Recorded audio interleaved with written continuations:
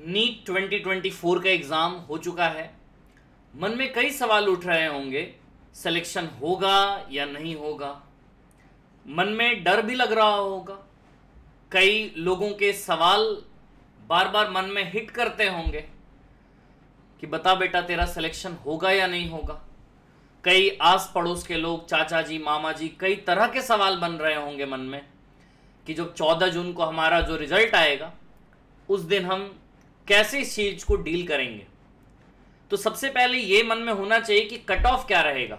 कई बच्चों के मन में अलग अलग सी बातें चल रही हैं। मेरी जो बच्चों से बातचीत हुई है, कई बच्चे कह रहे हैं 640 कट ऑफ जाएगा, कई बच्चे कह रहे हैं 650 कट ऑफ जाएगा। इस बार जब नीट का एग्ज़ाम हुआ था तो मैं पटना में एक स्कूल है, डीएवी पब्लिक स्कूल, वहाँ पे मैं डायरेक्ट गया था। 5:20 में एग्ज़ाम ओवर हुई थी। मैं बच्चों से रिएक्शन जान रहा था, तो मैंने उनसे पूछा कि कट ऑफ क्या रहेगा इस बार एग्ज़ाम का। तो कई बच्चे कह रहे हैं 680 कट ऑफ जाएगा, कई बच्चे कह रहे हैं 660 कट ऑफ जाएगा। तो फिर मुझे ये बात समझ में आई कि कट ऑफ का जो माइंड में बच्चों का है ना, एक अलग ही चीज़ चलती है माइंड में। तो क्यों ना कट ऑफ को क्लियर किया जाए। ऑल इंडिया लेवल का कट ऑफ क्या जाएगा, और जो तुम जिस स्टेट से बिलोंग करते हो ना, उस स्टेट का कट ऑफ क्या जाएगा, ये बहुत मैटर करता है। कट ऑफ का कोई पैमाना होता है। ऐसे ही मैं अगर बोल दूं कि भाई 620 कट ऑफ जाएगा, 650 कट ऑफ जाएगा, 690 कट ऑफ जाएगा, ये नहीं होता कुछ भी। पिछले साल के कंपैरिजंस होते हैं, पेपर की लेवल होती है, काफी सारे फैक्टर्स इसमें इन्वॉल्व हैं। एक एक कर पहले मैं फैक्टर्स बताऊंगा। बिल्कुल ये वीडियो लॉजिकल होने जा रही है, और फिर मैं हर एक स्टेट पे आने वाला हूं, है ना। जम्मू कश्मीर की मैं बात करूंगा, राजस्थान की बात करूंगा, यूपी की बात करूंगा, बिहार की बात करूंगा, मध्य प्रदेश की बात करूंगा, छत्तीसगढ़ की बात करूंगा, पंजाब की बात करूंगा, हरियाणा की बात करूंगा, बहुत सारे स्टेट्स की बात करूंगा मैं, है ना।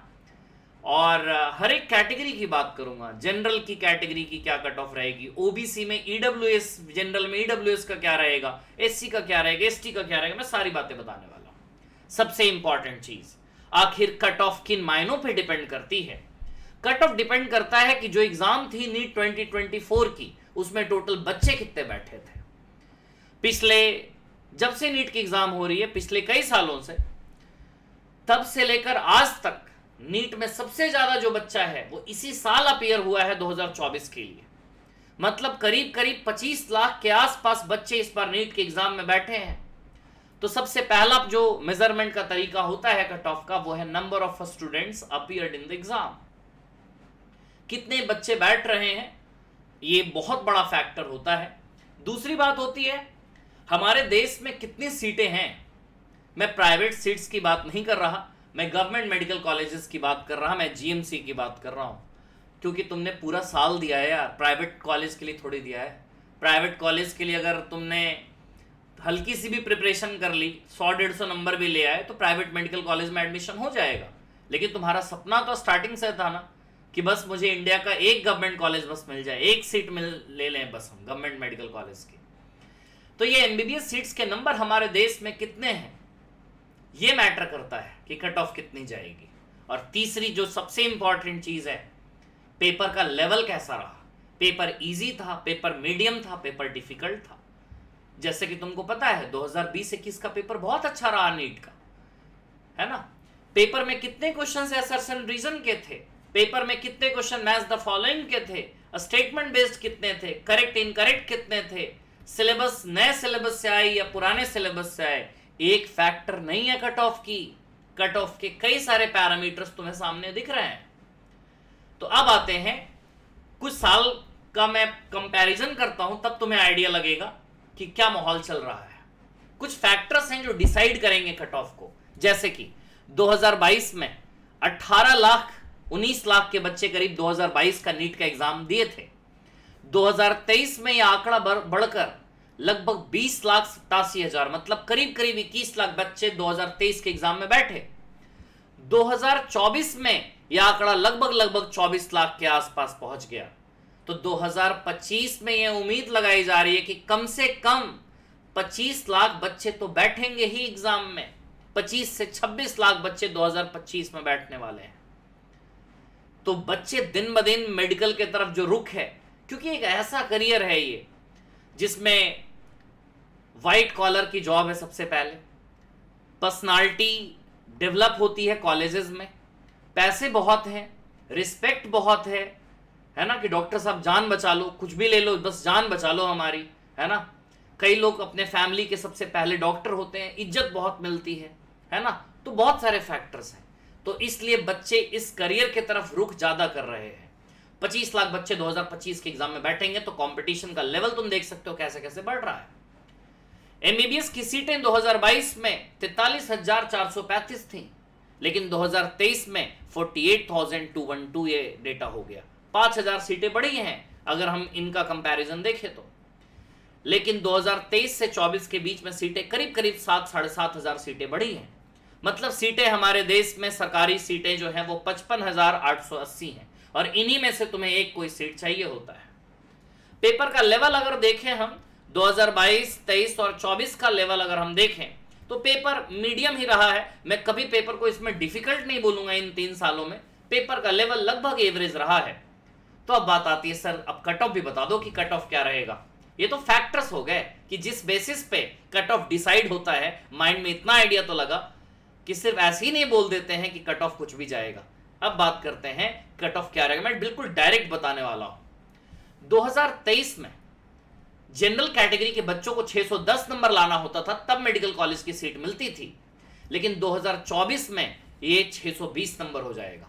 मतलब 620 नंबर किसी बच्चे के आएंगे तभी उसे मेडिकल कॉलेज की सीट मिलेगी, जनरल कैटेगरी का अगर कोई बच्चा है तो। ओबीसी की बात करें, ओबीसी वाले बच्चों को 618 नंबर लाना होगा, तब जाकर मेडिकल कॉलेज की सीट मिलेगी। जनरल में जो ईडब्ल्यूएस कैटेगरी के लोग हैं तो उनको 615 नंबर लाने होंगे। एससी कैटेगरी में 520 नंबर और एसटी कैटेगरी में 480 नंबर।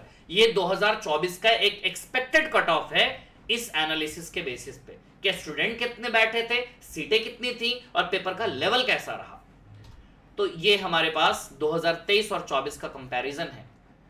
तुम देख सकते हो पिछले 5 साल के एनालिसिस हैं यहां पे। 2020 से लेकर 2024 तक के एनालिसिस हैं। ऑल इंडिया रैंक 1 की बात करें तो ये तो बात पक्की है कि 720 नंबर उसके आएंगे। हम जरा एक जनरल क्राइटेरिया में चलते हैं, 100 में चलते हैं। ऑल इंडिया रैंक 100 2020 की अगर बात करें तो ऑल इंडिया रैंक 100 700 नंबर पे बना करते थे। इस बार 710 नंबर के आसपास बनेंगे। तुम जब रिजल्ट आएगा ना 14 जून को, तुम ये डेटा देखना, तुम्हें ताजुब होगी। कट ऑफ जो है ना वो हर एक साल बढ़ रहा है। 2000 रैंक जब आती थी 2020 में 662 नंबर पे आ जाया करती थी, 2024 में 685 नंबर पे आएगी। लास्ट ईयर का ही तो देखो ना, 676 पे आई है 2000 रैंक। इसी तरीके से 5000 रैंक की बात करूं तो 670 नंबर लाने होंगे। 10,000, 20,000, 25,000 मतलब 615।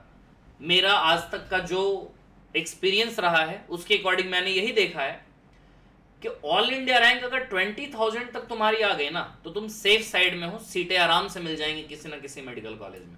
मतलब ये नंबर को मैं हमेशा सेफ मानता हूं, 620 नंबर। अगर 620 नंबर से तुम ऊपर हो, जैसा कि मैंने अभी तुमको बताया, 620 नंबर के अगर तुम ऊपर हो तो तुम सेफ जोन में हो, तुम्हारा सिलेक्शन हो जाएगा। लेकिन हाँ, 620 नंबर के नीचे अगर रहे, बहुत बड़ा क्वेश्चन मार्क है। मॉप अप राउंड की बात अगर देखी जाए तो मॉप अप राउंड में जो सेकंड थर्ड काउंसलिंग के बाद होता है उसमें चांसेस कुछ हो सकती हैं कि 620 नंबर के नीचे वालों को मिले, लेकिन मॉप अप राउंड के पहले तो मिलना बहुत मुश्किल है यार, है ना। अब आते हैं स्टेट वाइज पे कट ऑफ क्या रहेगा। मैंने सारे स्टेट्स की लिस्ट तुम्हारे सामने रखी है। असम, आंध्र प्रदेश, बिहार, छत्तीसगढ़, चंडीगढ़, दिल्ली, गोवा, गुजरात, हरियाणा, हिमाचल, जेके, झारखंड, कर्नाटका, केरला, ये कुछ स्टेट्स हैं, इनके कट ऑफ तुम्हारे सामने हैं। सारे कैटेगरी के, जनरल के हैं, ईडब्ल्यूएस के हैं, ओबीसी के हैं, एससी के हैं और एसटी के हैं। ये कट ऑफ तुम्हारे सामने है। अपने स्टेट का कट ऑफ देखो और उसके अकॉर्डिंग तुम देखो कि कितने कट ऑफ हमारे स्टेट की जाने वाली है। ये स्टेट का कट ऑफ है, मिस स्टेट काउंसलिंग जो होगी उसके अकॉर्डिंग लास्ट ईयर जो लास्ट में कॉलेज आकर बच्चों को मिल गया। इसी तरीके से महाराष्ट्र, एमपी, उड़ीसा, पंजाब, राजस्थान, तमिलनाडु, त्रिपुरा, तेलंगाना, यूपी, उत्तराखंड और वेस्ट बंगाल। मैंने पूरी कोशिश की है कि हर एक स्टेट को इसमें शामिल करने की। अगर कोई स्टेट छूट गया तो मुझे कमेंट में जरूर बताना। तो ये एक्सपेक्टेड कट ऑफ तुम्हें स्टेट वाइज तो आइडिया लग गया है ना। अब बात आती है कि सर अगर हम इस कैटेगरी में लाइन नहीं करते, मतलब हमारे नंबर तो 300 ही आ रहे हैं, 400 ही नंबर आ रहे हैं, अब हम क्या करें, हमारे लिए बताओ कि अब हम क्या करें, 2025 के लिए तैयारी करें या ना करें। देखो मैं सिंपल सी बात एक हमेशा बच्चों को कहता हूं कि जब मेडिकल की तैयारी तुमने चालू की थी तो मन में सपना यही बना रखे थे कि डॉक्टर बनना है, डॉक्टर भी बनना है तो एमबीबीएस डॉक्टर बनना है। और भी प्रोफेशंस बड़े अच्छे हैं इसमें, मेडिकल के जो अलाइड करियर्स हैं जैसे होम्योपैथ है, आयुर्वेद है। लेकिन बचपन से एक सपना तुमने देखा था कि हाँ भाई मुझे एमबीबीएस डॉक्टर बनना है, सर्जन बनना है मुझे, है ना, फिजिशियन बनना है मुझे, ये सपना तुमने देख रखा था। अगर ये सपना देखे हो तुम और इसको हकीकत में बदलना चाहते हो तो मैं कहूंगा तुम एक लास्ट अटेम्प्ट लो। मतलब नीट 2025 का जो एग्जाम है ना, ये तुम्हारा सच में बिल्कुल लास्ट और बेस्ट अटेम्प्ट होना चाहिए, बिल्कुल लास्ट। इसके बाद नीट की प्रिपरेशन नहीं करेंगे, ये हमारा लास्ट और बेस्ट अटेम्प्ट होगा। अगर मन में ये लग रहा है कि हाँ जो 2025 की नीट की एग्जाम होगी ना उसमें सिलेक्शन ले लेंगे, पूरा अपने आप को झोंक देंगे, जो 1 साल की मेहनत है, जो 4 मई 2025 को एग्जाम होने जा रही है, उसके लिए अपने आप को पूरी तरीके से झोंक देंगे, लोगों से पूरी तरीके से रिश्ते कट कर कर रखेंगे, कमरे में बंद होकर पढ़ाई करेंगे 10 से 12 घंटे रोज और सिलेक्शन लेकर रहेंगे। पूरे साल छुट्टियां जो हॉलीडे की होती हैं, जो भी छुट्टियां होती हैं, दिवाली, दशहरा, कोई भी छुट्टियां होती हैं, सबको इग्नोर मारेंगे। क्योंकि अगर एक होली कुर्बान हमने की, अगर एक दिवाली हमने कुर्बान की तो आगे आने वाली 30-40 जो दिवालियां हैं वो अच्छी मनेंगी। तो अच्छा तो इन्वेस्टमेंट है ना कि अगर एक दिवाली हमने छोड़ दी तो आगे आने वाली सारी दिवालियां अगर अच्छी हो जाएं, तो क्यों ना इस साल हम अपने आप को मेडिकल की तैयारी में पूरी तरीके से झोंक दें। अच्छे से टाइम मैनेजमेंट करें, कौन से सब्जेक्ट पे कितना टाइम देना है अच्छे से उस पर काम करें हम, कि रोज 8 से 10 घंटे पढ़ाई कर रहे हैं तो फिजिक्स को कितना टाइम देना है, केमिस्ट्री को कितना टाइम देना है, बायोलॉजी को कितना टाइम देना है, इस पे हमारी पकड़ हो। हमारा जो रिसोर्स है, हम कहां से पढ़ रहे हैं, वो बहुत ज्यादा मैटर करता है। हम दिनेश, रमेश, सुरेश किसी भी किताब को पलट कर पढ़ना चालू कर दें, नहीं है ऐसा। बायोलॉजी में पूरी एनसीईआरटी आई थी इस बार, 100 के 100 क्वेश्चंस एनसीईआरटी से थे, 2-3 क्वेश्चन के ऑप्शंस बस इधर उधर से थे। लेकिन अगर जिस बच्चे ने एनसीईआरटी पढ़ा है तो 90 के 90 क्वेश्चंस उसने किए हैं। मतलब बायो में 360 में 360 लाया जा सकता है नंबर सिर्फ एनसीईआरटी को पढ़कर। तो बात आती है सर एनसीईआरटी तो पढ़ा हमने लेकिन नंबर फिर भी 200 आ रहे हैं। गलती है, एनसीईआरटी पढ़ने का तरीका तुम नहीं जानते हो। एनसीईआरटी कैसे पढ़ते हैं, हर एक वर्ड का मतलब हमें समझना होता है एनसीईआरटी में, तो वो चीज समझ में तुम्हें आनी चाहिए। मैं कह रहा हूं रिसोर्सेस को बिल्कुल लिमिटेड रखो, बहुत सारी चीजें पढ़ने की जरूरत नहीं है।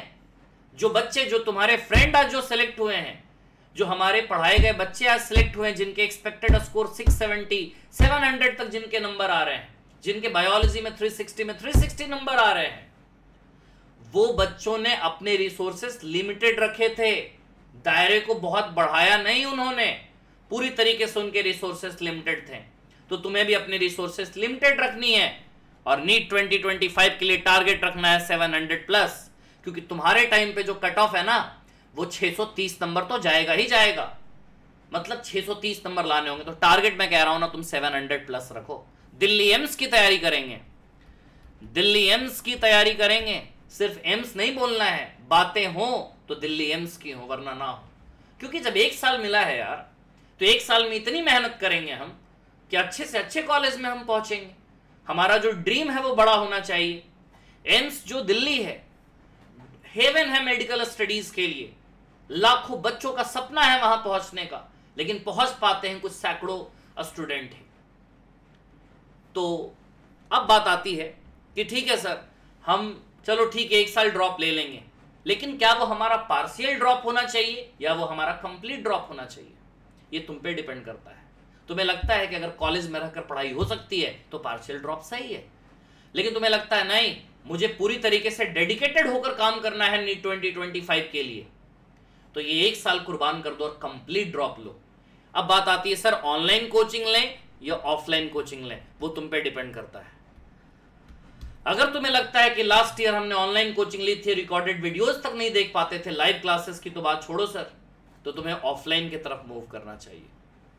और जो बच्चे ऑफलाइन में हैं, तुम्हें लगता है कि मेरी ही कुछ कमी रह गई, कि मैं अपने तरफ से मेहनत नहीं कर पाया, तो तुम्हें ऑफलाइन में ही रहना चाहिए, क्योंकि ऑफलाइन और ऑनलाइन में बात अगर देखें तो बच्चों पे ये चीजें डिपेंड करती हैं। मेरे हिसाब से पूछो तो ऑफलाइन बेस्ट है, क्योंकि उसमें एक पर्सनल इंटरेक्शन होता है, टीचर बच्चों को जान रहा होता है, वहां पे क्लासेस की लिमिटेड कैपेसिटी होती है 60 to 80 स्टूडेंट्स की। मैं वो ऑफलाइन की बात नहीं कर रहा जहां 300-300 बच्चे पढ़ाए जाते हैं एक क्लासरूम में, टीचर आता है लेक्चर देकर चला जाता है, उसको ये भी नहीं मालूम किस बच्चे ने क्वेश्चन किया है या नहीं किया है। तो ऑनलाइन और ऑफलाइन की जो चीजें वो तुम्हें चूज करनी है। तो अब बात करता हूं मैं कि ऑनलाइन और ऑफलाइन में अनअकैडमी की तरफ तुम कैसे आ सकते हो। अनअकैडमी को अगर तुम्हें चूज करना है, जो कि बेस्ट रिजल्ट जिसने दिया है, मैंने खुद 2022 में एक बच्चे को पढ़ाया था, ओम प्रभु, आज वो बच्चा एम्स दिल्ली में है, ऑल इंडिया रैंक 44, वो बच्चा आज एम्स दिल्ली में है। 700 के आसपास नंबर आए थे उस बच्चे के। बच्चा अनअकैडमी से था, ऑनलाइन से वो था, है ना। तो अब बात करते हैं कि जब मंजिल सामने है 2025 की, जब मन में बिठा लिया है कि हाँ सिलेक्शन लेकर रहना है, जब मन में पूरी तरीके से साहस भर चुका है कि हाँ मुझे सिलेक्शन लेकर रहना है, किसी भी हाल में नीट को क्रैक करना है, अपने माँ बाप का जो नाम है वो रोशन करना है, तो अब तुम पूरी तरीके से जुड़ जाओ नीट 2025 के लिए। अनअकैडमी सेंटर्स की मैं बात कर रहा हूं। अनअकैडमी सेंटर्स की जो ऑफलाइन पूरी तरीके से तुम देखो, तुम्हारे हर एक स्टेट में फैली हुई है। तुम जिस स्टेट से बिलोंग करते हो हर जगह पे हैं हम। बिहार में ये सेंटर हमारा पटना में है, पटना में अनअकैडमी के 4 सेंटर्स हैं। इसी तरीके से पूरे ऑल ओवर इंडिया में हर जगह अनअकैडमी के सेंटर्स हैं। आईआईटी की तैयारी, नीट की तैयारी, क्लास 8 to 10 बैचेस सबकी तैयारी हो रही है। हम लोग फोकस कर रहे हैं नीट यूजी 2025 पे फोकस हो रही है हमारी। 10 मई से बैचेज स्टार्ट हो रही हैं लगातार। अभी 35% का ऑफ भी चल रहा है। तो क्या फायदे हैं आखिर अनअकैडमी सेंटर्स के, क्यों लिए जाएं अनअकैडमी सेंटर्स में एडमिशन, पहले तो उसकी बात करेंगे, फिर मैं आगे डिटेल्स तुम्हें बताऊंगा। अनअकैडमी सेंटर्स में सबसे इंपॉर्टेंट चीज की सबसे जरूरी जो चीज है कि सिलेक्शन होता है। यहां से बच्चों पे स्पेशल केयर होती है।